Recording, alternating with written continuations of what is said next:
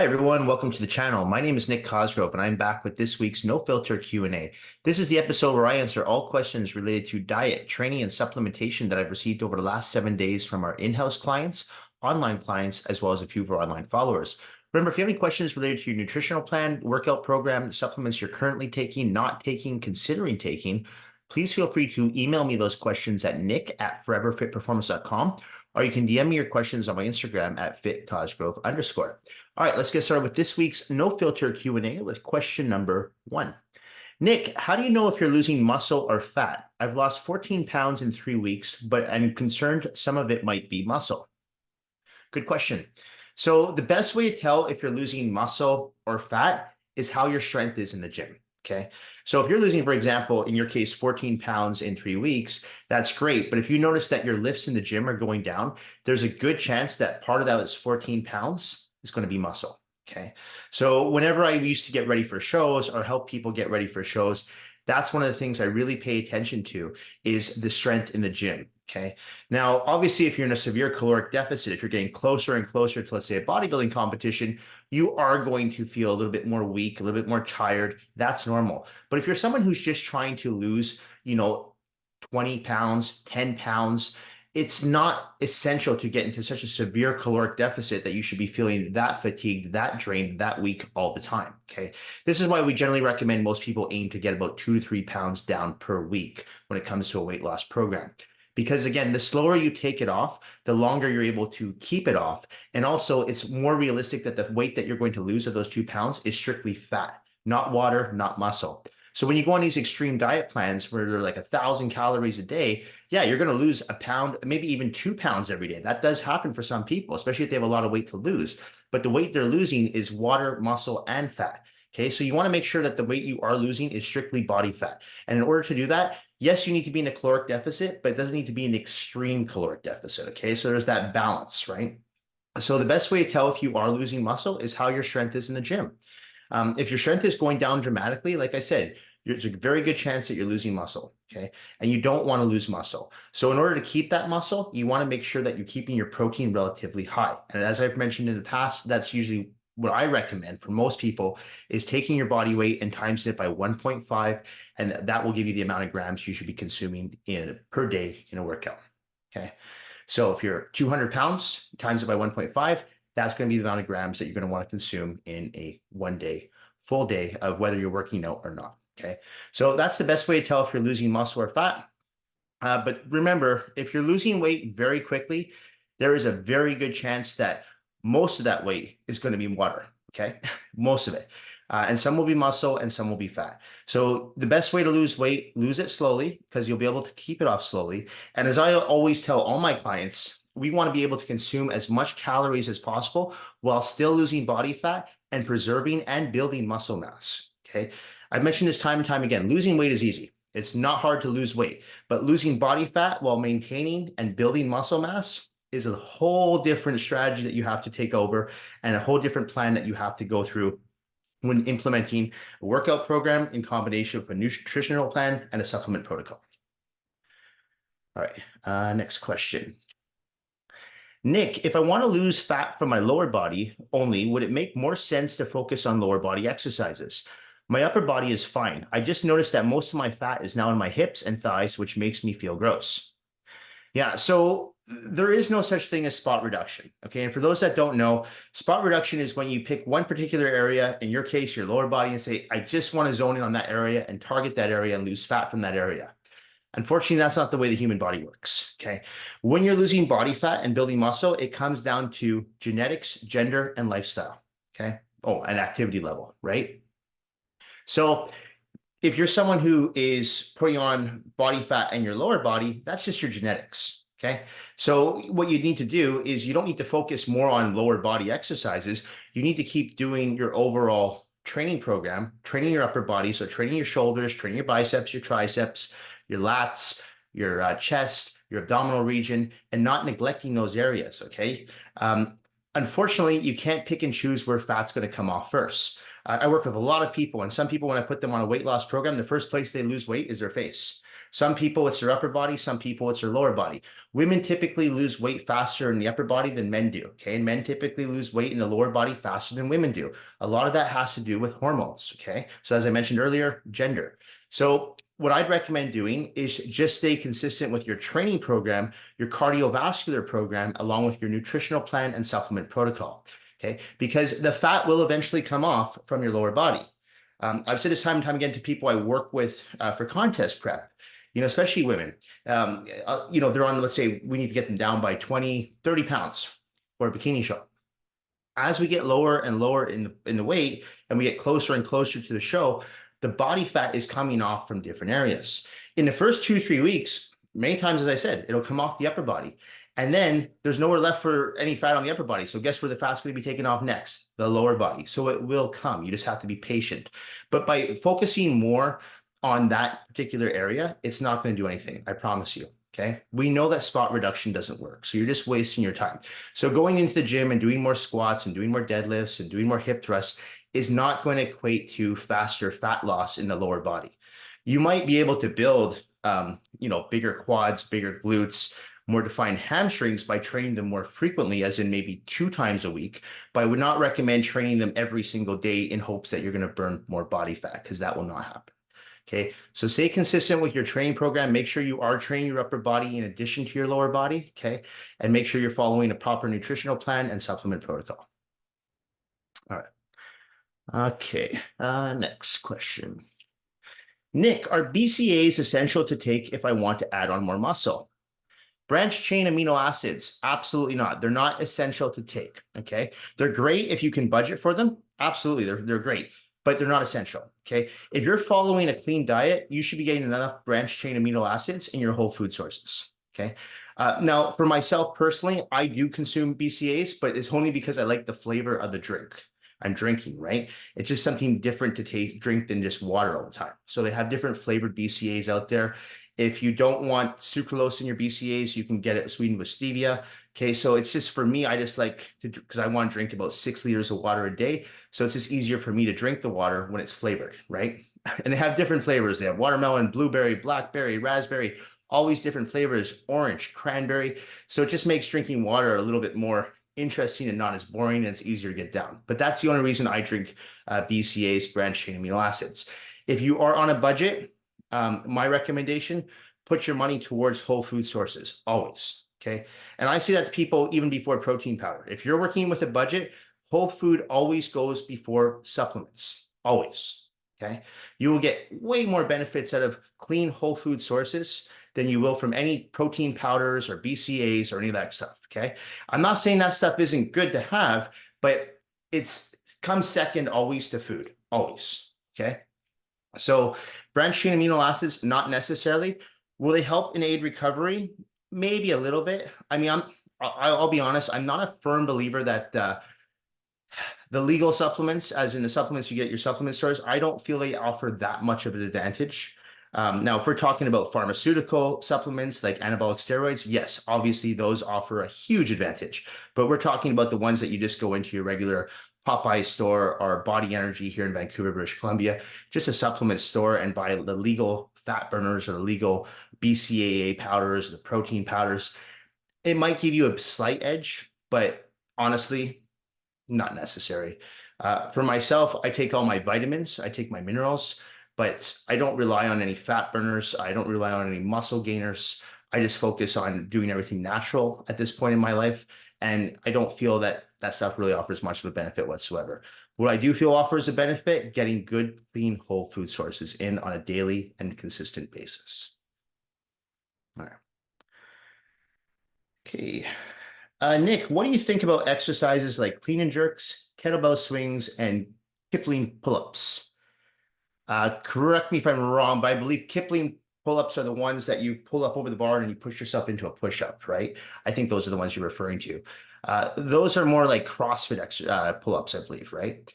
Okay, so I'm not really a big fan of any of those exercises. Reason why, they're all very ballistic movements. Clean and jerks, a lot of pressure on the joints. Okay, rotator cuff, elbows, okay? Got even your hips and knees because you're using your lower body, right? Power cleans, kettlebell swings, all that stuff. I don't like ballistic movements. To this day, I have not met a single person who does CrossFit that has not been injured at some point. I've been doing bodybuilding for the past 20 plus years, and I've never had a serious injury. I've never had to miss a workout because my shoulder's bothering me, or I can't squat properly, or my knee is hurting, or my hip's bothering me, because there's no ballistic movements when it comes to bodybuilding exercises. Everything you do in bodybuilding is controlled. Okay, you use a 1-2 tempo speed. You're not trying to perform single-digit reps. You're not doing powerlifting movements. So you're keeping your reps high. You're keeping your volume high. You're keeping your rest periods low. So the muscles stay warm. The joints stay lubricated. And as I said, there's no ballistic movements. Okay, so I don't advise my clients to do these movements like kettlebell swings, clean and jerks for that reason. People get injured. And I mentioned this a few weeks on the channel a few weeks ago. If you want to last in this game, you have to train smart. Okay. You have to approach each workout methodically, right? Strategically, right? So if you're going in just trying to feed your ego by doing crazy lifts and doing things that look cool on TikTok, you're asking for an injury. And guess what? When you're injured, you can't train, or you have to modify your workouts because of an injury. And that's going to set you back. So this is why I tell people the best way to train is bodybuilding exercises. We know they work. Okay. So I don't advise people doing ballistic movements in the gym. If you enjoy them, by all means do them, but I don't teach them to my clients, nor do I recommend them to my clients. So if someone's looking to work with myself or one of our trainers, we don't offer that type of training. We don't teach CrossFit exercises. We don't teach powerlifting exercises. That's not what we do. So if someone's looking to work with a trainer like that, then I'll refer out. Okay. Because I know some great CrossFit coaches, right? I know some great powerlifting coaches, but me personally and the trainers that I work with don't teach those exercises for the simple reason that I'm a firm believer that when you do exercises like that, long term, you're asking for an injury. God, even short term, you're asking for an injury. So I don't recommend those movements. Stick to bodybuilding exercises. We know they work. They produce results. Great for your health, great for your aesthetics, great for your cardiovascular system. Why fix it? Why change it? Right? Don't change something that's not broken. Okay. Nick, what do you think about the Summer Shred 6 week challenge? It's basically a combination of lifting weights and doing cardio 6 times a week while following a diet of 1,500 to 2,000 calories per day for 42 days. I'm not a huge advocate of these short period of time challenges that people put up, right? Like the summer 6-pack challenge, or in this case, the summer shred challenge. I don't even know this challenge, but I know it's a promotional gimmick that a lot of gyms use to get people in, right? And say, okay, 6 weeks to the summer, let's get in shape. Let's do these extreme lifts. Let's do these extreme, like low caloric deficits and train every day and blah, blah, blah. To me, it's garbage and it's not teaching good habits, right? What I try to teach our clients is that you want to be consistent so that when you're consistent in the gym, the results that you achieve are sustainable and maintainable, okay? So if you're just going extreme for 6 weeks and go, I got my physique that I want, great, now I'm going to back off. Well, if you stop going to the gym, you're going to return to looking like a pile of crap, right?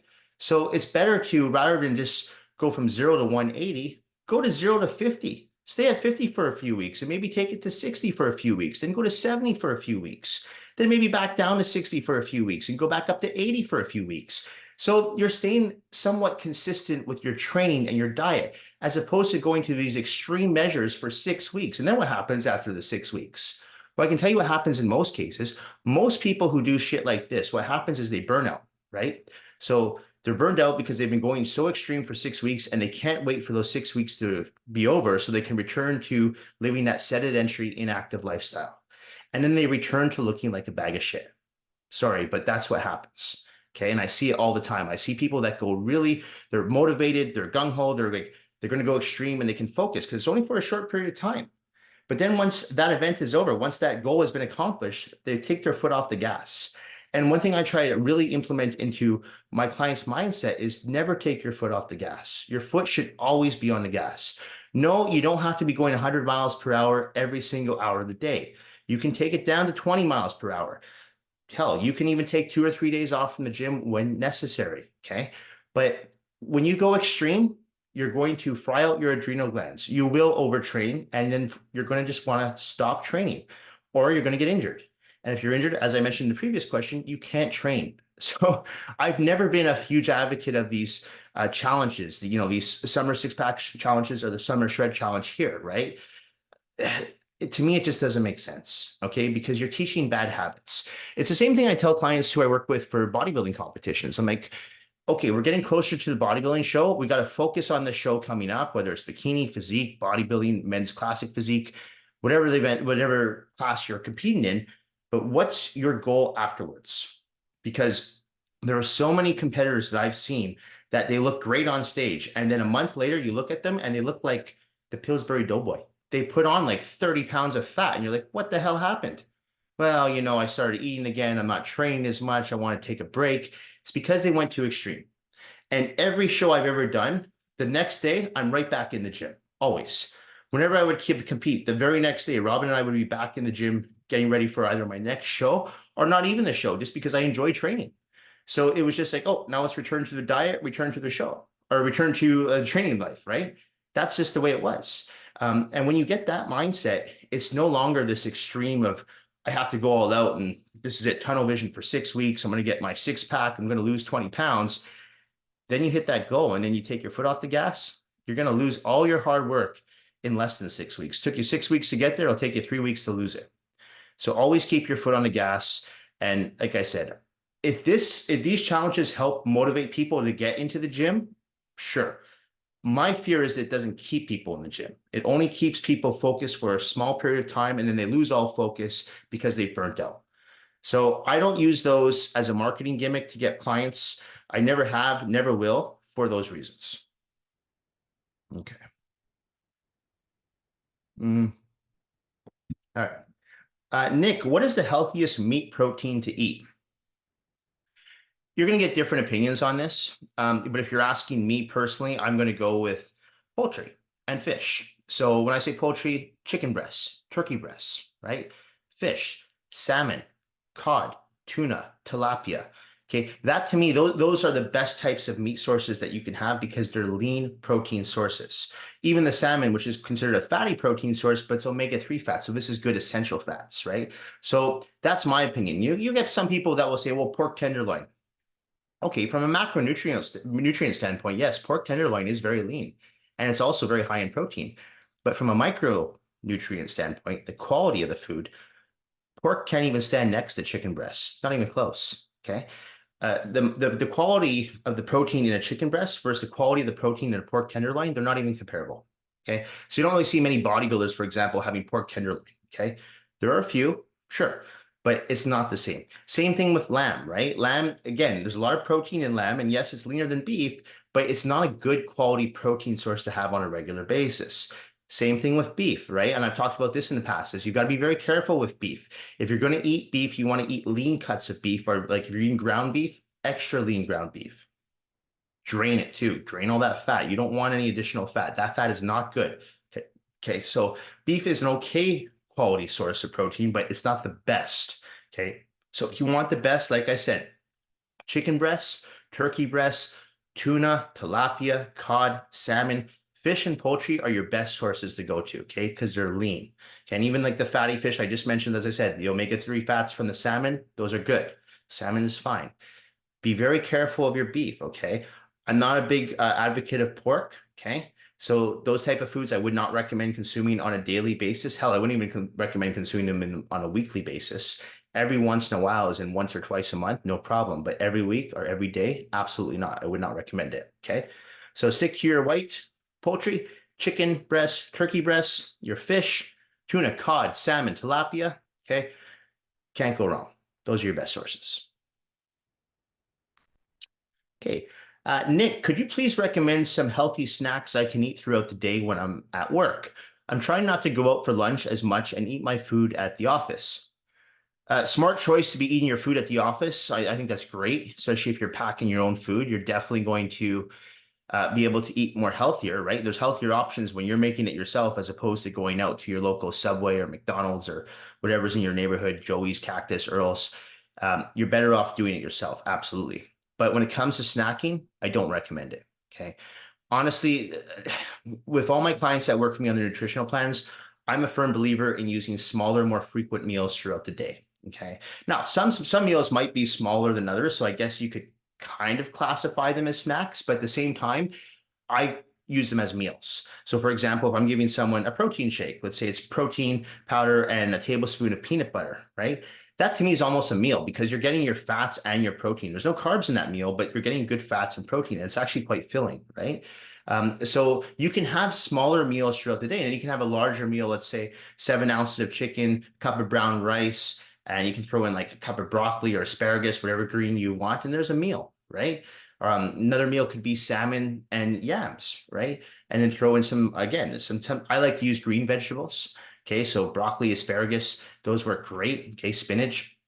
There's another meal. Okay, so I'm a firm believer in using smaller, more frequent meals throughout the day. I don't like snacking because to me, snacking creates bad habits. Big thing I notice with people who snack, it's mindless eating, right? There's no portion control. So this is why I'm not an advocate of using snacks.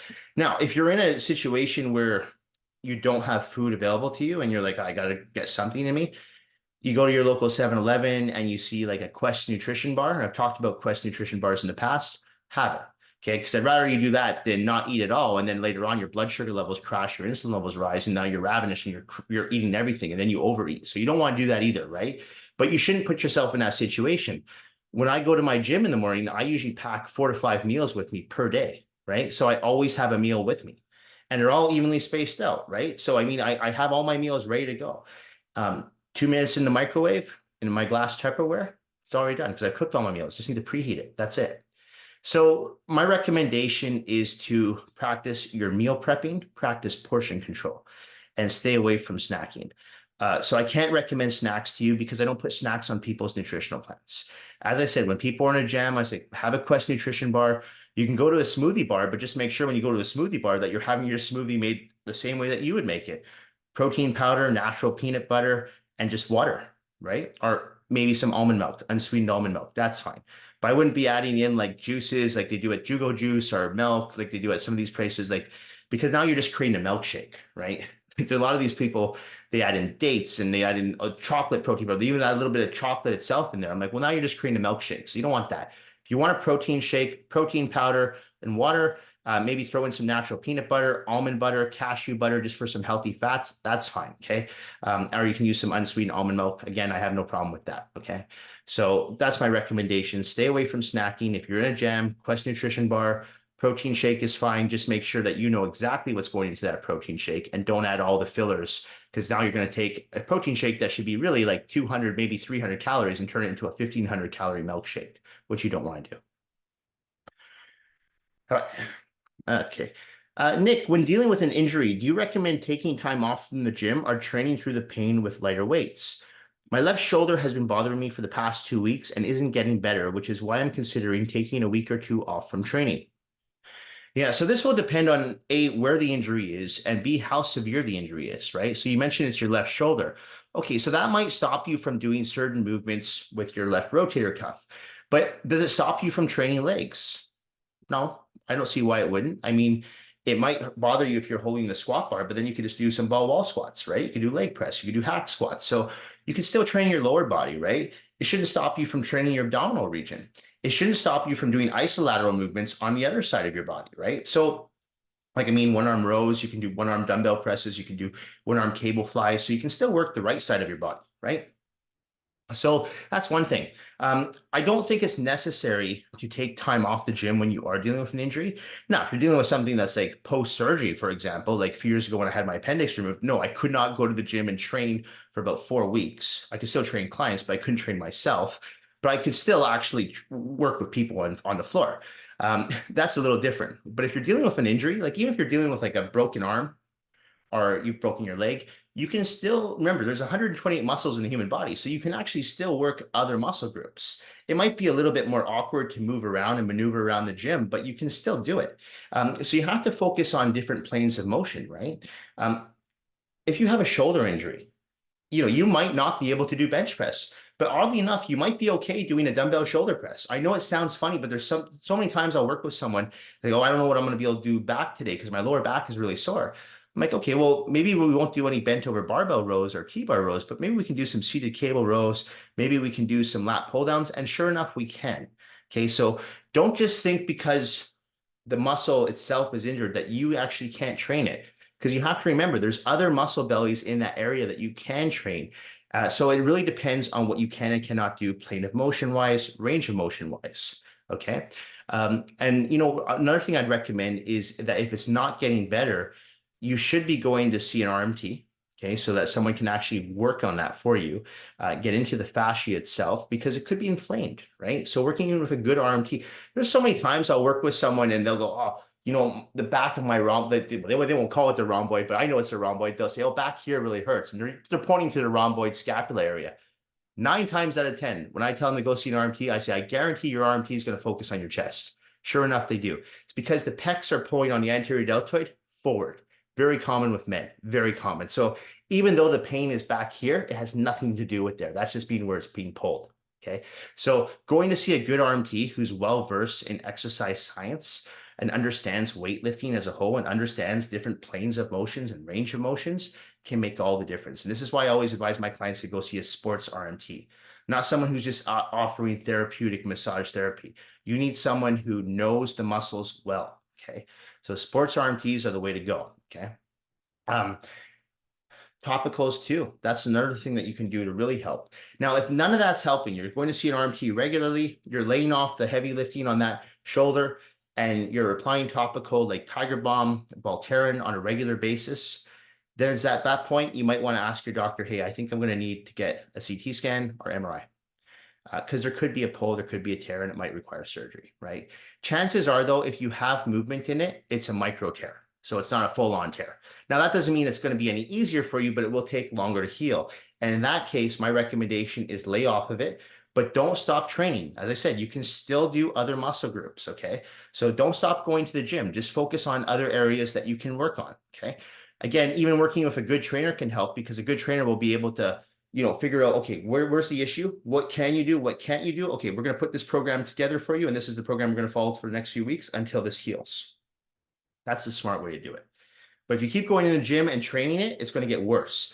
And if it's not already torn, it will tear. So you've got to be so careful, okay? Because it's all about longevity. You don't want to injure yourself, because you injure yourself, then you really can't train. Like a real injury. Say you injure this while you're squatting, and all of a sudden you're squatting and you can't hold the bar, you tear your quad.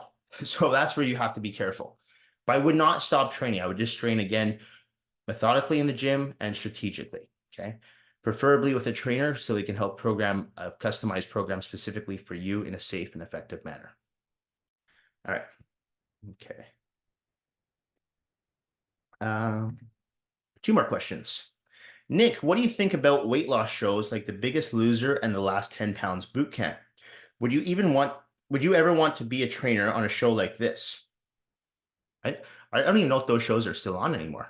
I don't have cable, so I don't even watch TV, so I don't know if they're still on, but I'm sure there's shows like that are still on, right? I think they're good if they motivate people who are watching them and they say, wow, look at this person's transformation. But I have a lot of people that in the past, when they'd watch those shows, and they'll say to me, well, see what can happen when you have your own personal trainer with you 24 hours a day and you're living on a compound or in a camp where it's all focused around your weight loss. They have a cook in there doing all your diet for you and everything. I'm like, listen, that's all fluff. Okay. Yes, it's nice to have a trainer with you all the time. Yes, it's great to have a dietitian with you. It's great to have a chef that can cook all your meals for you. Yes. But if you don't have that, so what? Life sucks. Do it yourself. It can be done. That to me is all fluff. When I was getting ready for competitions, I never had a trainer with me 24 hours a day. I had a coach, because I think it's necessary to have a coach, even for a coach to have a coach. But that coach wasn't with me holding my hand 24 hours a day or with me with every single workout. I do a lot of workouts on my own, most of my workouts on my own, right? I didn't have a nutritionist. I didn't have someone cooking all my meals. I cooked all my own meals, okay? So you don't need all that. It's good to have it. It does help by all means. Yes, it's great if you could take 2 months off your work and go work with a personal trainer and have that trainer with you doing 2 workouts a day and have your chef cooking all your meals for you, so you don't have to worry about that and meal prepping and what am I going to eat or what am I going to weigh this out or portion. That's all great. It's helpful. Yes, but if you don't have it, you don't have it. You can still do it. So I don't like when people use those as excuses and say, well, that person lost that weight because they've got their trainer and they've got a dietitian, they've got a nutritionist, and they've got a chef. It's all fluff. Okay. Comes down to it, you need to put in the work. Okay. So I think those shows are great if they help motivate people who are watching them, because they're like, like that person can do it, I can do it. And yeah, I might not have access to a personal trainer 24/7, or I might not have access to my own private chef, but I can get there. I can do it. Your second question, would I ever want to be a trainer on a show like that? No. Um, not even for marketing purposes.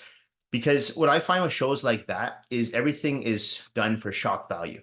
So when I have seen shows like that, they're doing exercises like burpees, for example, burpees with like a 10-pound bag, or they're carrying like a 20-pound bag of rice with them up a hill. It's all these things for shock value that's going to create entertainment, that's going to get views. And I get it. I've seen that on TikTok. I've seen what I call the TikTok trainers doing all these fancy gimmicky exercises. It gets views, it gets clicks, it's clickbait. I understand. But from someone who all I care about are getting my clients results. I don't care if the exercises are boring. I don't care if we're doing the same thing over and over again. If I know it produces results and I know I'm going to get the most out of the body, I will have that person do that exercise, period. I don't care if they're not having fun.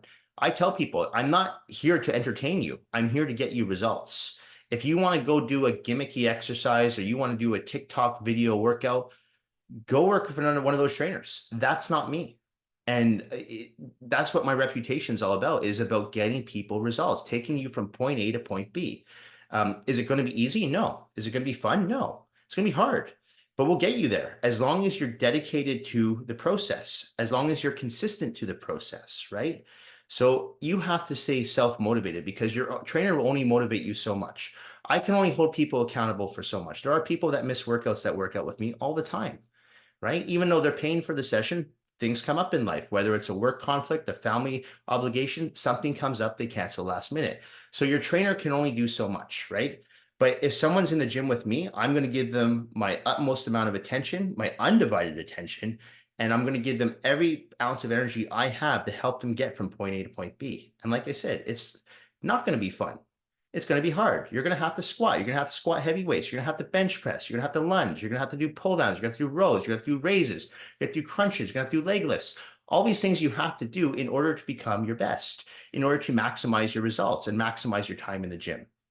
So that's not me saying that all the exercises we're doing on these shows are just stupid, gimmicky exercises, but a good portion of them are. And yes, they will help produce some results to some degree, but I want results that I know will work. I know the exercises that will work, I should say, to get those results in the most safest and effective way manner. Okay. Again, bodybuilding exercises, they work. They're not the most fun to do. They're not the most entertaining to do. They don't offer the most shock value, but they work. They produce results, and they keep you injury-free. All right, last question. Nick, I started working with a naturopath, and she wants to put me on an elimination diet to find out which foods are causing me digestive issues. What's your opinion on elimination diets, and do you ever use them with clients? I don't personally use elimination diets. However, when I work with a new client on their nutritional plan, the first thing I ask for before I even put together a plan is for them to send me 3 days of what they typically eat. And those will usually be 2 work days and then 1 weekend day. So like a Thursday, Friday, and Saturday. And that'll allow me to have a good idea of how the person eats, whether it's their eating patterns or certain foods that they like to have throughout the day. A lot of people like to stick with the same foods for certain parts of the day. Some people go completely variety every single day, but like there are people who eat the same breakfast every day, for example, or who have the same lunch every day. Are foods similar to that, right? They'll eat out every day, but they'll stick to similar foods.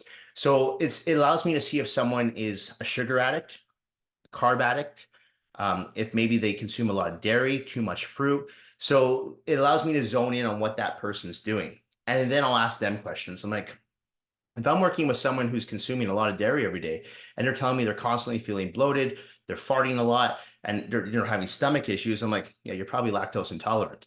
So I won't necessarily cut out the dairy completely, especially if there's someone who really craves dairy. What I will do though is I'll try my best to limit dairy sources, and I'll use the best dairy sources I possibly can, like say Greek yogurt, for example, right? Or I'll use some omega-3 eggs. I'll try to limit, if there's someone who drinks a lot of milk, I'll maybe try to bring them down to skim milk. So I won't take it out completely. Okay, because for a lot of people, that's difficult, especially if it's foods that they like. Okay, the reason why I don't like elimination diets is if you take everything away from someone, they're usually going to withdraw. They might be motivated for a week or two, but then they start getting really pissed off. So the problem with these elimination diets, I know a lot of these elimination diets, for example, they'll take out caffeine. Well, if you're someone who's a caffeine addict and you like pretty much rely on caffeine to function, never mind to work out, but even just to get through your day, and your naturopath just takes it all away and says, okay, no more caffeine, that's very difficult, right? For a lot of people. And they will go through withdrawal. And then they'll start to resent the diet, they'll resent the naturopath, and then what happens? They come off the elimination diet. So rather than just start taking everything out, what I typically do with people is I start lowering things. If I'm working with someone who's a sugar addict, I don't just take the sugar out. Let's say they're having like a muffin every day for breakfast. Okay, instead of having that muffin every day, I might meet you halfway and say, I want you to have it every second day for the next 2 weeks. And slowly, we start taking out that muffin and adding something else in. But if I say to the person on day one, okay, we're going to take out the muffin and we're going to throw in a bowl of oatmeal, they might do that for a week. Some people might even do it for 2. But chances are they're not going to be able to sustain that type of diet because their body is just not used to that. And by doing it that quickly, it's just like ripping the Band-Aid. It does not work.